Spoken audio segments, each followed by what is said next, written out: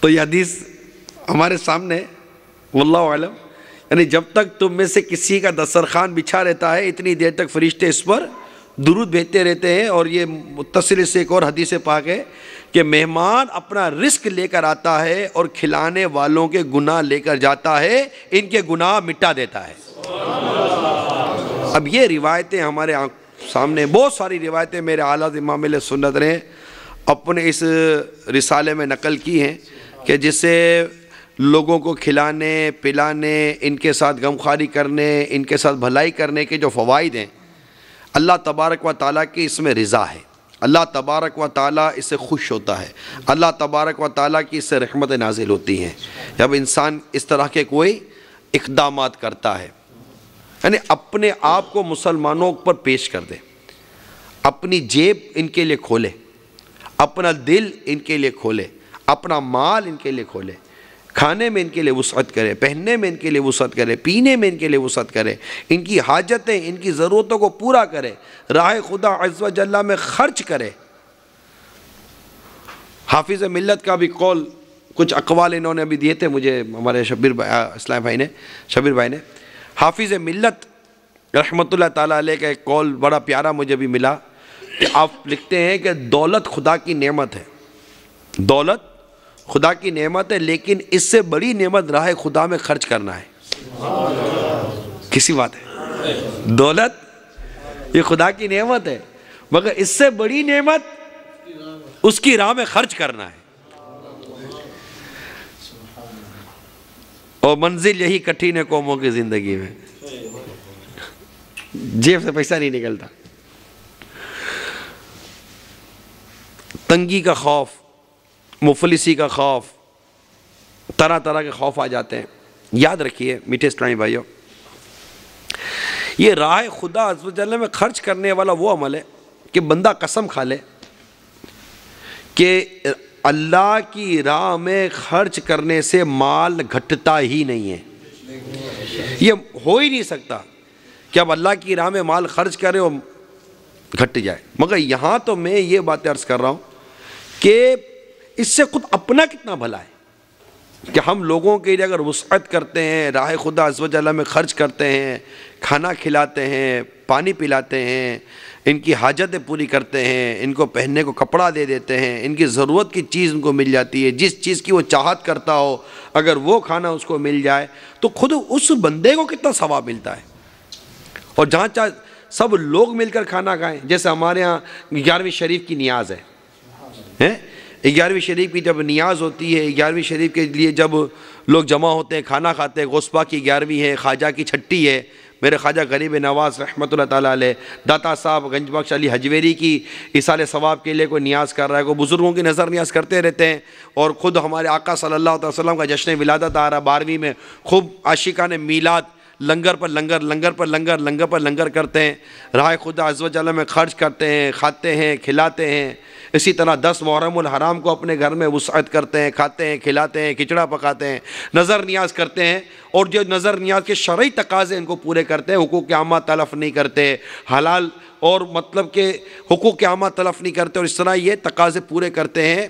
تو یہ سارے کام جو جہاں مسلمان جمع ہو کر کھانا کھاتے ہیں، جب مسلمان جمع ہو کر یہ ایک جگہ جمع ہوتے ہیں اور اتنے سارے ہاتھ کھانا کھا رہے ہوتے ہیں، اللہ تبارک و تعالیٰ ان چیزوں کو پسند فرماتا ہے۔ حدیث پاک میں ہے کہ بے شک سب کھانوں میں زیادہ پیارا اللہ عز و جل کو وہ کھانا ہے جس پر بہت سے ہاتھ ہوں، یعنی کھانے والوں کی کثرت ہو۔ یہ اللہ تبارک و تعالیٰ کو یہ پسند ہے۔ بلکہ ایک اور حدیث سناتا ہوں، مل کر کھاؤ اور جدا نہ کھاؤ، مل کر کھاؤ اور جدا نہ ہو، کہ برکت جماعت کے ساتھ ہے۔ تو جہاں اتنے سارے لوگ جمع ہوں وہاں اللہ تعالیٰ کی رحمت آتی ہے۔ ایک اور حدیث سنیے، جمع ہو کر کھاؤ اور اللہ تعالیٰ کا نام لو، تمہارے لیے اسی میں برکت رکھی جائے گی۔ اب یہ جو اسلامی بھائی عاشقان میلاد، عاشقان غوث پاک، عاشقان خواجہ، عاشقان نظر و نیاز، یہ جب ایک جگہ جمع ہو کر کھاتے ہیں تو حدیث میں موجود ہے کہ مل کر کھانے میں برکت ہے۔ اور پھر یہ تو وہ کھانا ہوتا ہے کہ جو تو خود اتنی بڑی برکت والا ہوتا ہے کہ بھائی آج نیاز کس کی ہے، تو آج نیاز غوث پاک کی ہے، یعنی کہ آج جو ہم مل کر کھانا کھائیں گے اور اس کی جو ہمیں برکتیں ملیں گی، جو ثواب ملے گا، وہ ثواب ہم غوث پاک کو ایصال کر رہے ہیں۔ اب غوث پاک کے ایصال ثواب کے لیے کھا رہے ہیں، ہم غریب نواز کے ایصال ثواب کے لیے کھا رہے ہیں، ہم مطلب کہ اور اس طرح کی اچھی نیتوں کے ساتھ کھا رہے ہیں، تو اس میں اور مزید برکتیں جمع ہو جاتی ہیں کہ اللہ کی راہ میں خرچ کرنا، یہ مسلمانوں کا جمع ہو جانا، یہ جو ابھی میں نے آپ کو حدیثیں بیان کی، ایسی کئی حدیثیں اعلیٰ حضرت بیان کرنے کے بعد ان کے فوائد لکھتے ہیں۔ اعلیٰ حضرت امام سنت ان کے فوائد لکھتے ہیں۔ میں نے کہا نا یہ وہ باتیں میں آج بیان کرنے جا رہا ہوں، اعلیٰ حضرت کا ذکر مبارک ان معنوں کرنے کی سعادت پانے کی کوشش کر رہا ہوں کہ اگر آج دنیا بھر میں عاشقان اعلیٰ حضرت، عاشقان میلاد، عاشقان نظر و نیاز اور یہ عاشقان رسول اگر مل کر ان تمام کاموں کو انجام دینے کی کوشش کریں، جو آگے انشاءاللہ میں اس کا تقاضا بھی بیان کروں گا، ان کو برکتیں کتنی ملیں گی، اس پر غور کریں کہ اعلیٰ حضرت امام اہل سنت لکھتے ہیں کہ ان حدیثوں سے جو بہت ساری حدیث اعلیٰ حضرت نے نقل کی، ان حدیثوں سے ثابت ہوا کہ جو مسلمان اس عمل میں نیک نیت پاک مال سے شریک ہوں گے، انہیں کرم الہی اور انعام حضرت رسالت پناہی تعالی ربہ و تکرم و صلی اللہ تعالیٰ علیہ وسلم، یعنی ان حدیثوں سے ثابت ہوا کہ جو مسلمان اس عمل میں نیک نیت پاک مال سے شریک ہوں گے، انہیں اللہ تبارک و تعالیٰ کی بارگاہ سے اس کے پیارے حبیب کے صدقے میں 25 فائدے ملنے ہیں۔ اعلیٰ حضرت کی 25ویں شریف کی نسبت سے 25 فائدے گنتی کروائیں۔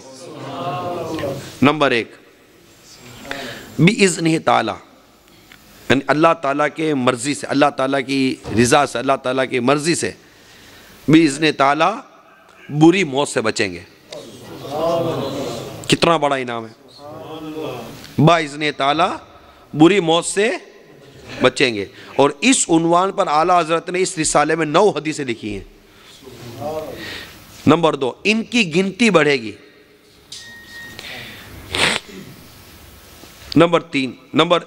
نمبر 2، عمریں زیادہ ہوں گی۔ نمبر 1، بری موت سے بچیں گے۔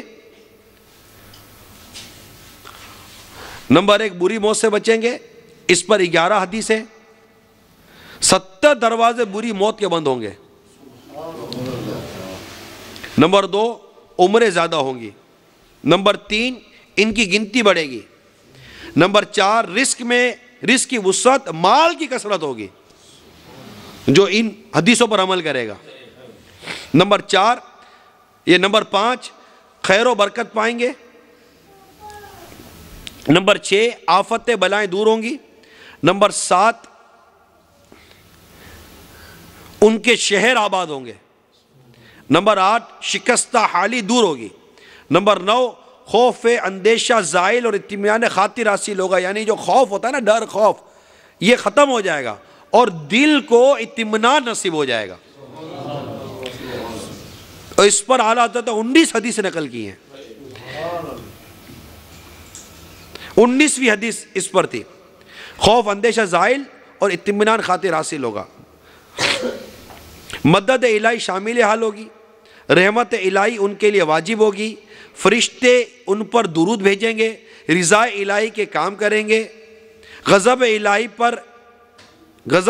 ان پر سے دور ہوگا، زائل ہوگا، ان کے گناہ بخشے جائیں گے۔ یعنی ایک اور فائدہ لکھا کہ مغفرت ان کے لیے واجب ہوگی، ان کے گناہوں کی آگ بجھ جائے گی۔ یہ 10 فائدے دفع قحط و وبا، ہر گناہ امراض اور بلا و قضاء حاجات و برکات و سعادات کو مفید ہیں۔ یعنی کہ یہ وہ فائدے اعلیٰ حضرت کہتے ہیں، ہم نے آپ کو بیان کیے کہ جو قحط و وبا کو دور کریں گے، امراض کو دور کریں گے، بلا اور قضاء حاجات و برکات اور جو سعادت مندیاں ہیں، ان کے لیے یہ ابھی جو فائدے بیان کیے نا، یہ مفید ترین ہیں۔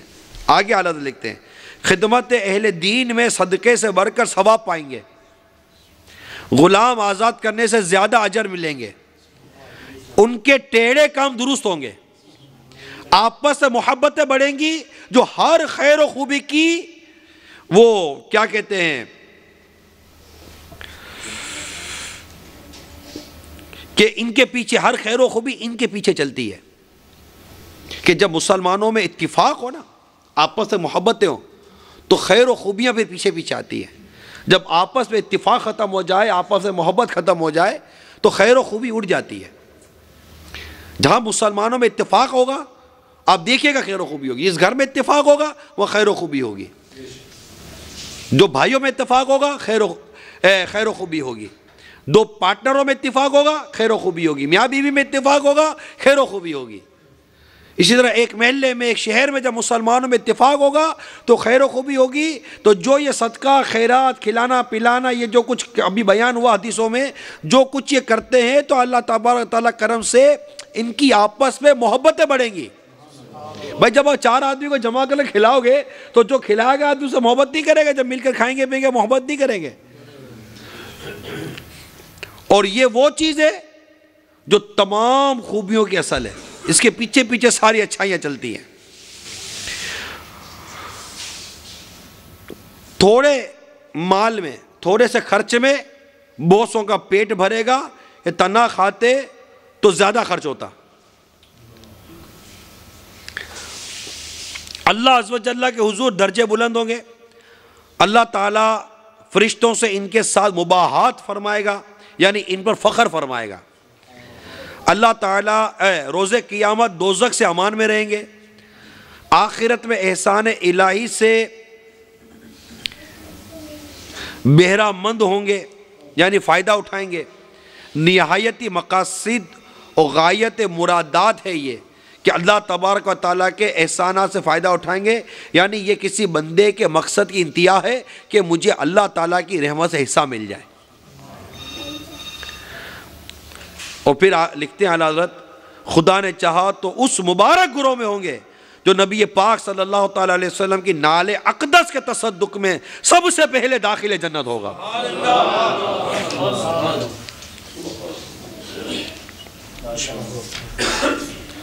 تو یہ 25 فائدے جو اعلیٰ حضرت امام اہل سنت نے ہمیں یہاں گنتی کروائیں.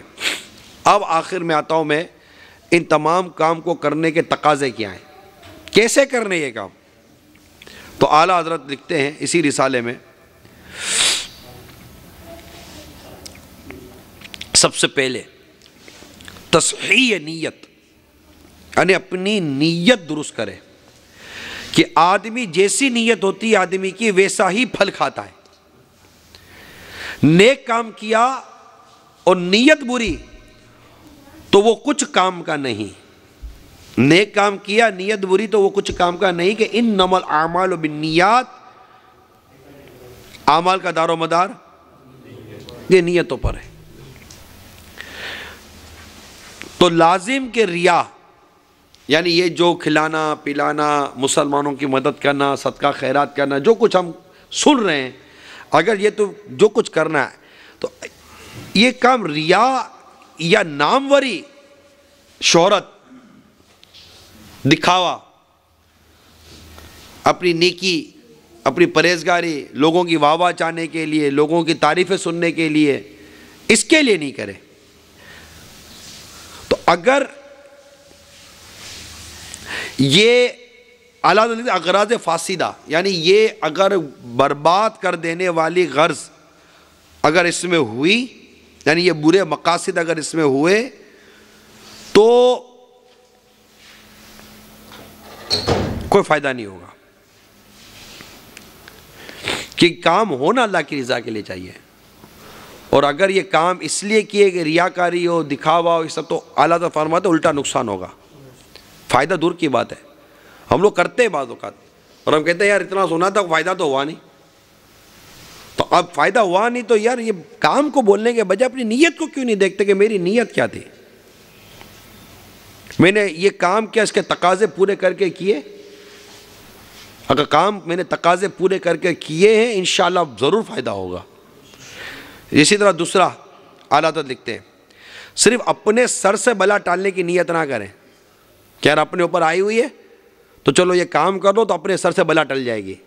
اعلیٰ حضرت فرماتے ہیں امام اہل سنت کہ صرف اپنے سر سے بلا ٹالنے کی نیت نہ کریں کہ جس نیک کام میں چند طرح کے اچھے مقاصد ہوں اور آدمی ان میں ایک ہی کی نیت کرے تو اسی لائق اس سے پھل ملے گا. جب کام کچھ بڑھتا نہیں، صرف نیت کر لینے میں ایک کام کے 10 ہو جاتے ہیں، تو ایک ہی نیت کرنا کیسی حماقت اور بلا وجہ اپنا کا نقصان ہے۔ یعنی اس میں دیکھیں یہ اعلیٰ حضرت فرماتے ہیں، آگے لکھتے ہیں، ہم اوپر اشارہ کر چکے کہ اس عمل میں کتنی نیکیوں کی نیت ہو سکتی ہے، ان سب کا ارادہ کریں کہ سب کے منافع پائیں گے۔ 25 جو بھی میں نے گنتی کروایا آپ کو، کہ یہ بھی نیت کرے، یہ بھی نہیں کہ اللہ کی رحمت بھی لوں گا، مسلمانوں کی دل جوئی کروں گا، یہ بھی کروں گا، وہ بھی کروں گا، لوگوں کو فائدہ پہنچاؤں گا، بھوکوں کا پیٹ بھروں گا، جن کے پاس کپڑے ان کو کپڑے دوں گا، یوں اچھی نیتیں کرے۔ تو یہ اعلیٰ حضرت لکھتے ہیں جو ہم نے نفع گنتی کروائے ان کو یاد تو کرے، ان کی اچھی نیتیں کرے، سب کے منافع پائیں گے، بلکہ حقیقتاً اس عمل سے بلا ٹلنا بھی انہی نیتوں کا پھل ہے، جیسا کہ ہم نے احادیث سے روشن کر دیا۔ تو بغیر ان نیتوں صدقہ فقراء و خدمت صلحاء و صلہ رحم اور احسان جار، یہ احسان جار کس کو بولتے ہیں یہ سمجھیے، میرا مطلب ہے کہ فقیروں پر صدقہ کرنا، نیک لوگوں کی خدمت، رشتہ داروں سے حسن سلوک سے پیش آنا اور پڑوسیوں پر احسان کرنا وغیرہ، یہ جو مذکورات کے بلا ٹالنے کی خالی نیت پوسٹ بے مغز ہے، کہ اگر صرف اپنے بلا ٹالنے کی نیت کرتا ہے اور لوگوں کے لیے نیت نہیں کرتا تو یہ زیادہ مفید نہیں ہے۔ اپنی بلا ٹالنے کی نیت کے ساتھ ساتھ کہ جب ان کا بھلا ہوگا، اللہ کی رضا ملے گی تو میری بلا تو ٹل ہی جائے گی اللہ کی رحمت سے، تو لوگوں کے بھلے چاہنے کے لیے کیوں نہ کروں میں، کہ ایک کام کی ایک نیت کروں گا تو مجھے 1 ثواب ملے گا، اگر 100 نیتیں کروں گا تو مجھے 100 ثواب ملیں گے۔ کہ جاتا کیا گیا، اب میں یہاں بیٹھے ہوئے میں 10 بیان کرنا ہے، میں نے بیان کرتے کرتے اپنی 10 نیتیں اور بڑھا لی، تو میں اگر اپنی نیتیں اور بڑھاتا ہوں تو مجھے ایک کی جگہ پر 10 ثواب ملے گا، 10 گنا ثواب ملے گا نا۔ ٹائم گیا کچھ نہیں، اس کے لیے مجھے کہیں جانا پڑا نہیں، یہیں بیٹھے بیٹھے جب ایک کی زیادہ نیتیں کر کے میں زیادہ ثواب کماتا ہوں تو پھر نیت نہ کرنا یہ حماقت ہے یا نہیں ہے؟ کیونکہ جاتا کچھ بھی نہیں ہے، وقت کچھ بھی نہیں لگتا، جانا کچھ بھی نہیں ہے، بیٹھے بیٹھے نیتیں زیادہ کر لو ثواب کما لو۔ تیسرا تقاضا، اپنے مالوں کی پاکی میں حد درجے کی کوشش بجا لائیں کہ اس کام میں پاکی مال لگایا جائے، کہ اللہ تبارک تعالیٰ پاک ہے اور پاک ہی کو قبول فرماتا ہے۔ حرام مال سے نہ کرے۔ حدیث پاک نقل کی اعلیٰ حضرت نے کہ رسول پاک صلی اللہ تعالیٰ علیہ وسلم نے فرمایا، اللہ تعالیٰ پاک ہی کو قبول کرتا ہے۔ ناپاک مال والوں کو یہ رونا کیا تھوڑا ہے، یعنی جن کا مال ناپاک حرام روزی ہے، اعلیٰ حضرت ان کو چوٹ کر رہے ہیں۔ اعلیٰ حضرت بہت بڑے مصلح ہیں، بہت بڑے داعی ہیں، کیسی نیکی کی دعوت پیش کی ہے۔ اعلیٰ حضرت لکھتے ہیں ناپاک مال والوں کو کیا یہ رونا کیا یہ تھوڑا ہے کہ ان کا صدقہ، خیرات، فاتحہ، نیاز کچھ قبول نہیں، کچھ قبول نہیں۔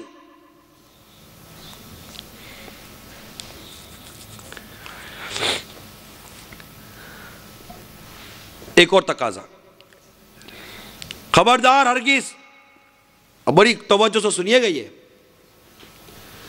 خبردار ہرگز ایسا نہ کر کے کھاتے پیتوں کو بلائیں، محتاجوں کو چھوڑیں، کہ زیادہ مستحق وہی ہیں، انہیں اس کی حاجت ہے، تو ان کا چھوڑنا انہیں ایذا دینا اور دل دکھانا ہے۔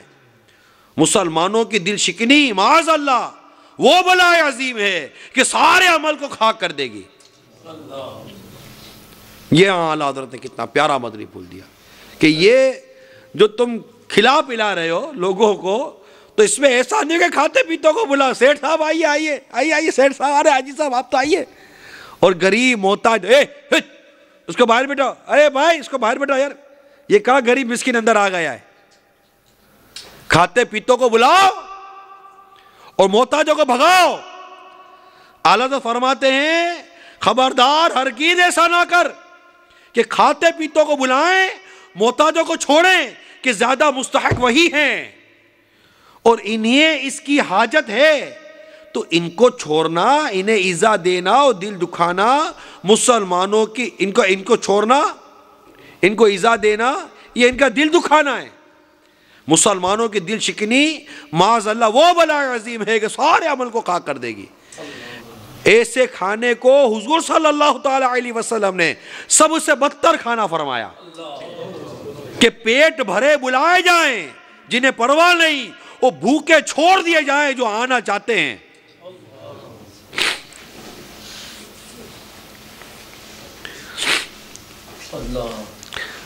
امام مسلم نے حضرت ابو ہریرہ رضی اللہ تعالیٰ عنہ سے بیان کیا، آگے اعلیٰ حدیث نقل کرتے ہیں کہ رسول اکرم صلی اللہ تعالیٰ علیہ وسلم نے فرمایا بدترین کھانا اس دعوت ولیمہ کا کھانا ہے جو اس میں آنا چاہتا ہے اسے روک دیا جاتا ہے، اور جو نہیں آنا چاہتا اسے بلایا جاتا ہے۔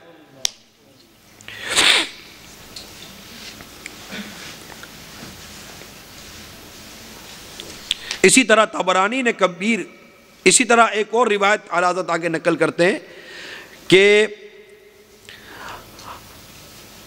ابن عباس رضی اللہ تعالیٰ عنہما کے واسطے سے کہ سرکار صلی اللہ تعالیٰ وسلم کا ارشاد گرامی اس لفظ میں نقل کیا کہ سیر شدہ کو دعوت دی جائے اور بھوکے کو روکا جائے، یعنی ایسا نہیں کرنا چاہیے۔ پھر ایک اور تقاضا، فقراء کے آئیں، اب یہ غریب فقراء جو مستحق ہیں کھانے کے، جو واقعی حاجت مند ہیں، ایک تو فرمایا کہ ان کو کھلاؤ، ان کو پلاؤ۔ یہ پیٹ بھروں کو خالی بلا بلا کر کیا کرو گے؟ جب تمہیں ثواب کمانا ہے، اللہ کی رضا لینی ہے، تو کھلانا ہے ان کو جن کو احتیاج ہے، جن کو حاجت ہے، جو بھوکے ہیں، جو پیاسے ہیں، جو حاجت مند ہیں۔ کہ تم نے کون سی مطلب کہ یہ ساری دعوتیں کر کے نوٹیں بٹورنی ہے؟ اللہ کو راضی کرنا ہے تو ان کو کھلاؤ جو مستحق ہے۔ اب اعلیٰ حضرت آگے ایک اور مدنی پھول عطا فرما رہے ہیں، فرماتے ہیں فقراء کہ آئیں کہ ان کی مدارت و خاطر میں سعی جمیل کرے، یعنی اب اعلیٰ حضرت ایک اور مدنی پھول دے رہے ہیں۔ اب یہ جو فقراء آ رہے ہیں نا، غریب، اب یہ آ رہے ہیں تو اعلیٰ حضرت فرماتے ہیں کہ اب ان کی خاطر و مدارت کرے، آئیے آئیے آئیے آئیے آئیے آئیے، ارے آپ ادھر بیٹھیے، یہ غریب و فقراء آ رہے ہیں نا، اعلیٰ فرماتے ہیں اب ان کے ساتھ یہ کام کرے، آئیے آئیے آئیے آپ ادھر بیٹھیے، آپ ادھر بیٹھیے۔ فرماتے ہیں کہ اپنا احسان ان پر نہ رکھیں بلکہ آنے میں ان کا احسان اپنے اوپر جانے۔ یہ جو کیا نا تم نے، تو تم ان پر احسان نہیں کر رہے ہو، ان کا احسان ہے جو تمہارے پاس چل کر آ گئے ہیں۔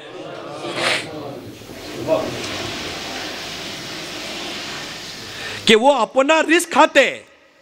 اب اعلیٰ حضرت آگے لکھتے ہیں کہ یہ جو آئے نا، انہوں نے تم پر احسان کیا ہے، کیسے کہ وہ اپنا رزق کھاتے اور تمہارے گناہ مٹاتے ہیں۔ اٹھانے، اب اعلیٰ حضرت ان کی خاطر مدارت کیسے کرنی ہے؟ اٹھانے، بٹھانے، بلانے، کھلانے، کسی بات میں برتاؤ ایسا نہ کریں جس سے ان کا دل دکھے، کہ احسان رکھنے، ایذا دینے سے صدقہ بالکل اکارت جاتا ہے، باطل ہو جاتا ہے۔ اور قرآن پاک کی آیت کریمہ یا نقل کی اعلیٰ حضرت نے، قرآن پاک کا حوالہ دیا اعلیٰ حضرت نے یا سورہ بقرہ کا، کہ جو لوگ مال خرچ کرتے ہیں اپنا مال، اپنے مال خدا، جو لوگ مال خرچ کرتے ہیں اپنے مال خدا کی راہ میں، پھر اپنے دیے کے پیچھے نہ احسان رکھیں نہ دل دکھانا، ان کے لیے ان کا ثواب ہے اپنے رب کے پاس۔ تو خرچ کرتے ہیں، نہ دل دکھاتے ہیں، نہ احسان کرتے ہیں، ان کے پاس ان کا ثواب اللہ کے پاس ہے، ٹھیک ہے؟ نہ ان پر خوف اور نہ وہ غم کھائیں۔ اچھی بات کہ ہاتھ نہ پہنچا تو میٹھی زبان سے سائل کو پھیر دیا اور در گزر کہ فقیر نے ناحق ہٹ یا کوئی بیجا حرکت کی تو اس پر خیال نہ کیا، اسے دکھ نہ دیا۔ کہ فقیر نے اگر کوئی ایسی حرکت کر بھی دی تو درگزر سے کام لیا، خیال نہ کیا، اسے درگزر سے کام لیا، اس کو جھڑکا ڈانٹا ہی نہیں، کچھ بھی نہیں کیا۔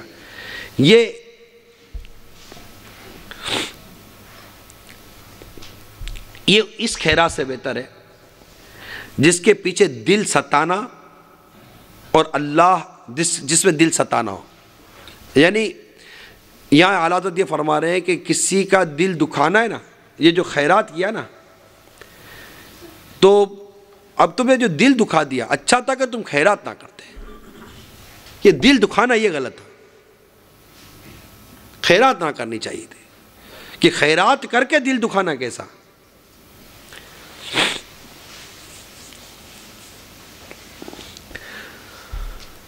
اور اللہ بے پرواہ ہے، تمہارے صدقے اور خیرات کی پرواہ نہیں رکھتا. احسان کس پر کرتے ہو؟ وہ اللہ علم والا ہے کہ تمہیں بے شمار نعمتیں دے کر تمہاری سخت سخت نافرمانیوں سے درگزر فرماتا ہے. تم ایک نوالا محتاج کو دے کر وجہ بے وجہ اسے ایذا دیتے ہو.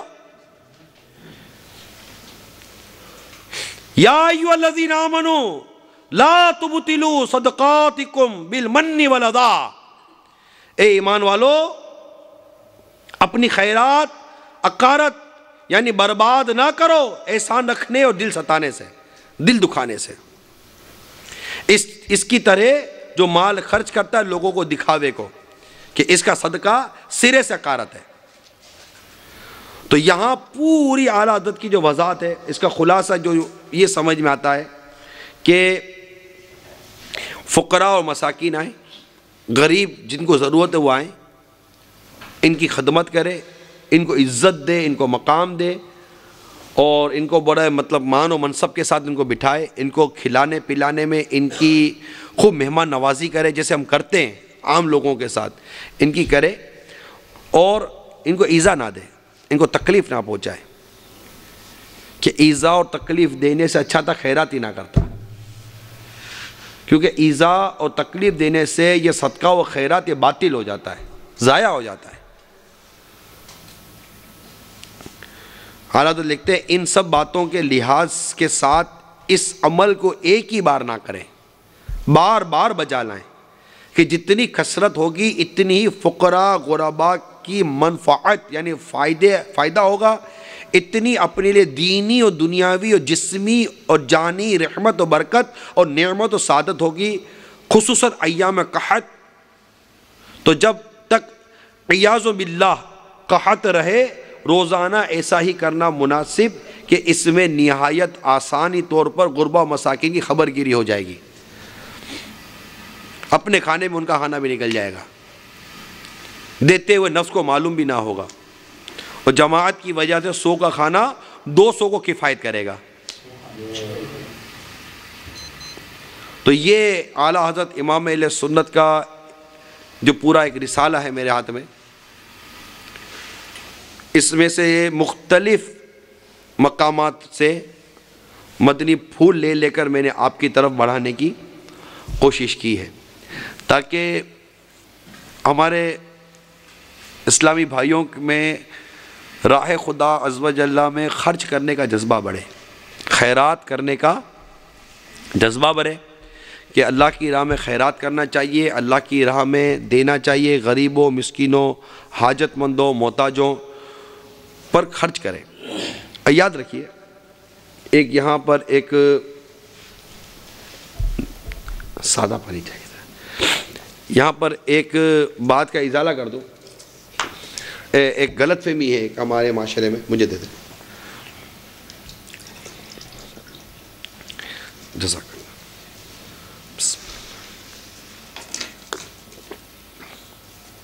صلو علی الحبیب. ہمارے ایک غلط فہمی ہے کہ جب راہ خدا عز و جل میں خرچ کرنے کی بات آتی ہے نا تو ذہن جاتا ہے کسی سرمایہ دار کی طرف.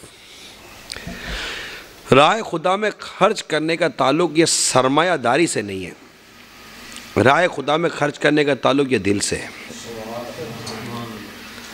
اللہ تبارک و تعالیٰ نے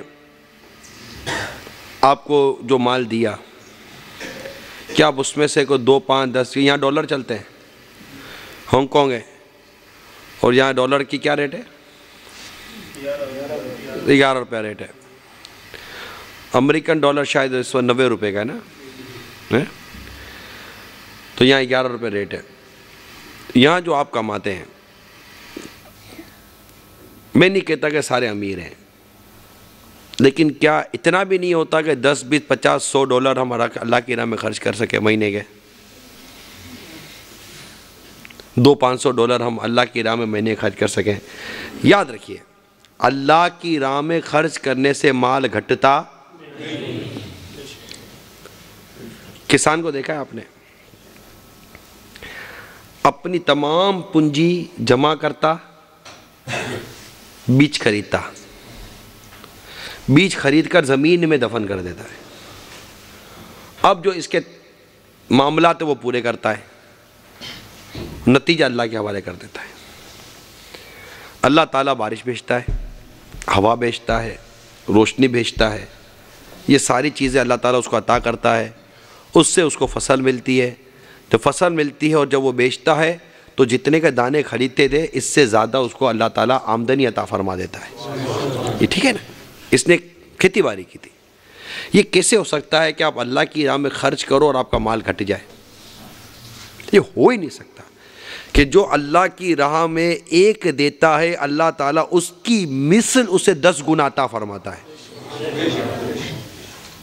مگر آج بدقسمتی سے مسلمانوں کی ایک بہت بڑی تعداد ہے جو اللہ کی راہ میں خرچ کرنے سے رکتی ہے، صدقہ و خیرات نہیں کرتے، بلکہ معاذ اللہ ثم معاذ اللہ ایسے مسلمان بھی ہیں جو زکوٰۃ تک ادا نہیں کرتے۔